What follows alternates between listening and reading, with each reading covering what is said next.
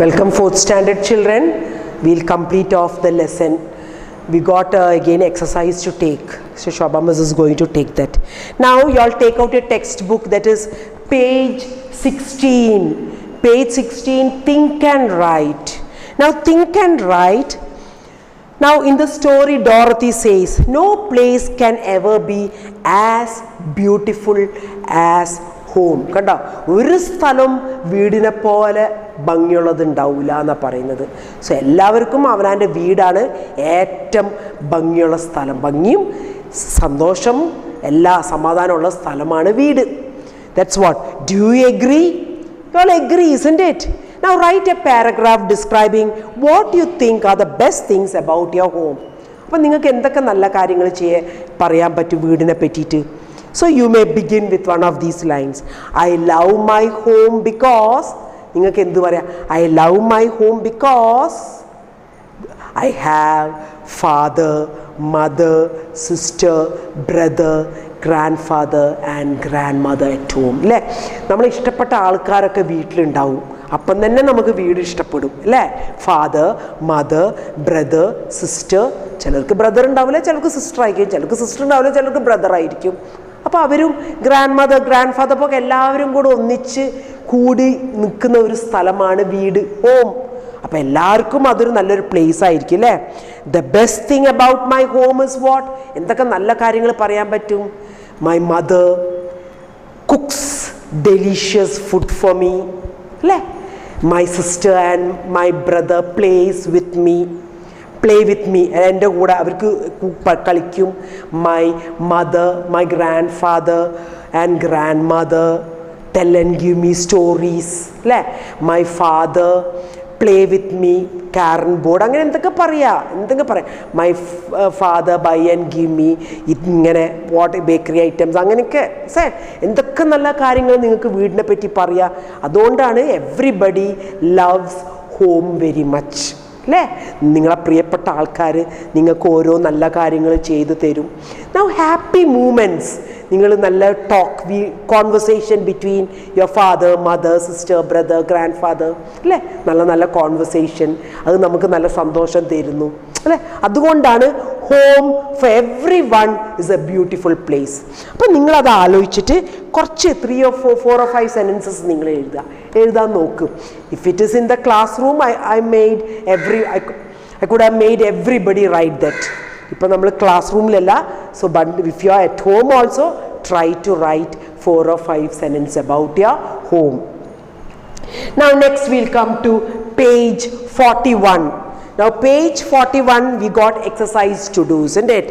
That is what in grammar, what did you all learn about adjective? Now I told you, isn't it? What is adjective? That describes the noun. Now the first, circle the adjective in each sentence, underline the noun it describes also. Adjective നെയും circle ചെയ്യണം, അതേ സമയത്ത് അത് ഏത് നൗണിനെയാണ് describe ചെയ്യുന്നത് ആ നൗണും underline ചെയ്യണം. That's what the first one. Have you seen my blue shirt? അപ്പോൾ ഷർട്ടാണ് അവിടെ നൗൺ. അപ്പോൾ ഷർട്ടിനെ ഡിസ്ക്രൈബ് ചെയ്യുന്ന വേർഡ് ഏതാണ്? Blue shirt. അപ്പോൾ blue adjective, shirt noun. The farmer sat under a shady tree, തണൽ മരം, ഷെയ്ഡി ട്രീ. അപ്പോൾ ട്രീ ആണ് അവിടെ noun, shady is the adjective. 2 turtles are resting on the beach. കാരണം എല്ലാ നമ്പേഴ്സും ആഡ്ജക്റ്റീവ് ആയി വരും. Turtles noun. എത്ര ടേർട്ടിൽസ്? 2. അപ്പോൾ 2 ആണ് അവിടെ ആഡ്ജക്റ്റീവ്. ഈ നമ്പേഴ്സൊക്കെ ആഡ്ജക്റ്റീവ് ആയി വരും. How do I look in my new shoes? So how do I look in my new shoes? കാരണം shoes noun, new is the adjective.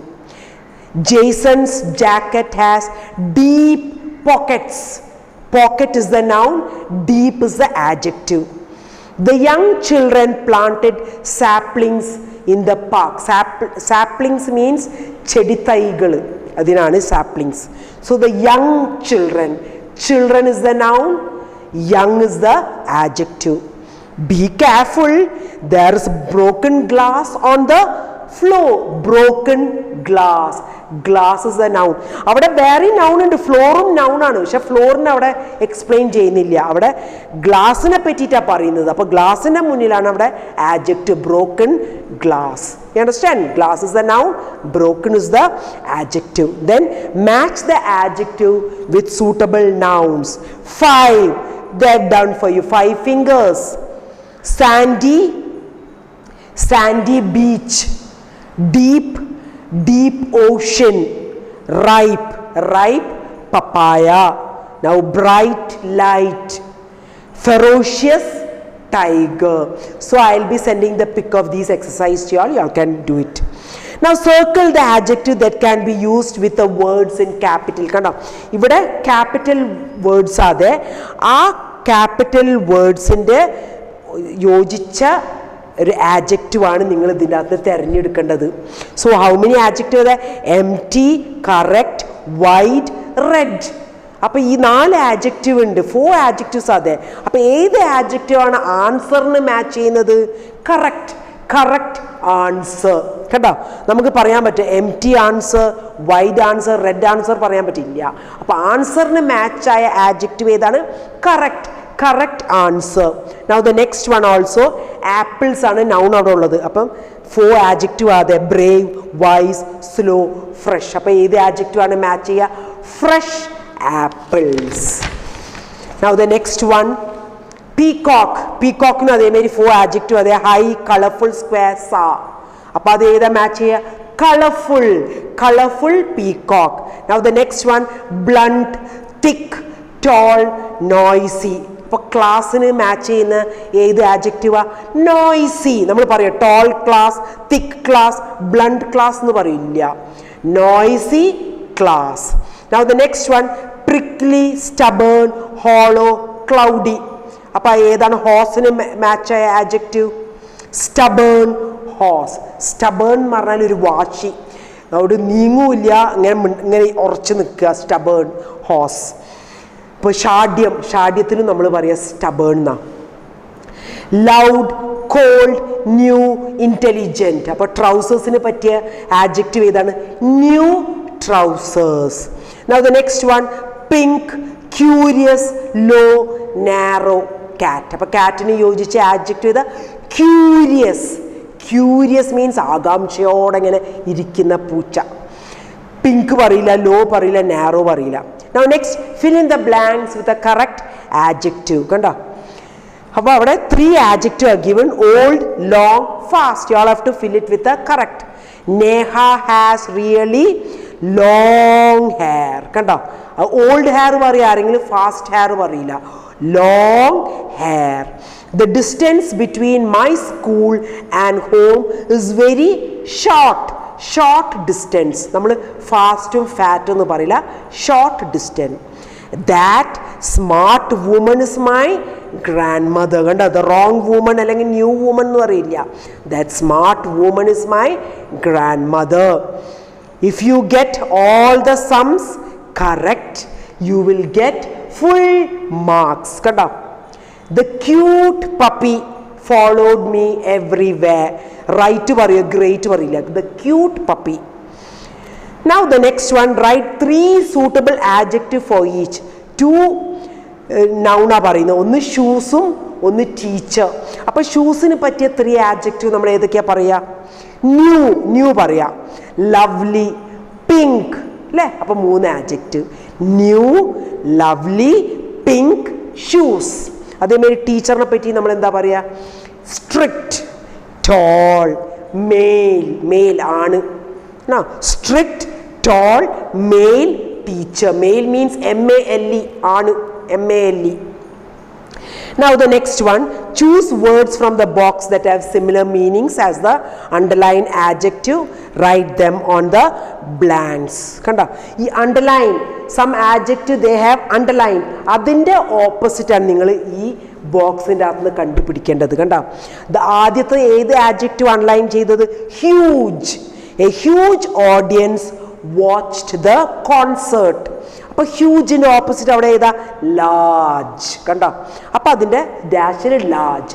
ഹ്യൂജിൻ്റെ വേറൊരു word large. Now the next one, please be careful when you cross the road.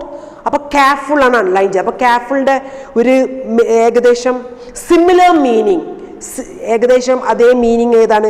Careful, cautious. കണ്ട, cautious എന്ന് പറഞ്ഞാൽ ശ്രദ്ധിക്കുക, അതാണ്. Mustard plants have thin stems. അപ്പോൾ തിന്നിൻ്റെ ഏകദേശം similar meaning ഏതാ? Cylinder. The mustard plants have slender stems. We were surprised to find the house locked. അപ്പോൾ surprised ന്റെ ഒരു സിമിലർ മീനിങ് astonished. കണ്ട, astonished. Bengaluru has various tourist spots.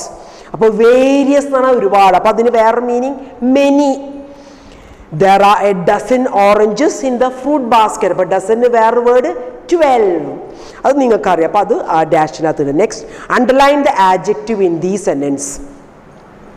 So Molly has a pretty doll. അപ്പം ഒന്ന് അവർ ചെയ്തു തന്നിട്ടുണ്ട്. Pretty ആണ് അവിടെ ആഡ്ജക്റ്റീവ്, ഡോൾ ആണ് അവിടെ നൗൺ. അപ്പം പ്രിട്ടി ആണ് adjective. So the next sentence, the children sat around the wooden table. അപ്പോൾ അവിടെ ഏത് ആഡ്ജക്റ്റീവ് വരിക? വുഡൻ. അപ്പോൾ വുഡൻ അണ്ടർലൈൻ ചെയ്യുക. Now the horse is a strong animal. അപ്പോൾ അവിടെ എവിടെ adjective? Strong. The king and the queen live in a huge palace. Huge is the adjective. Holi is a colorful festival. Colorful is the adjective. So that much for today's video, children. First I'll give you all the question answers, then only I'll give these exercise pics. Okay children, thank you.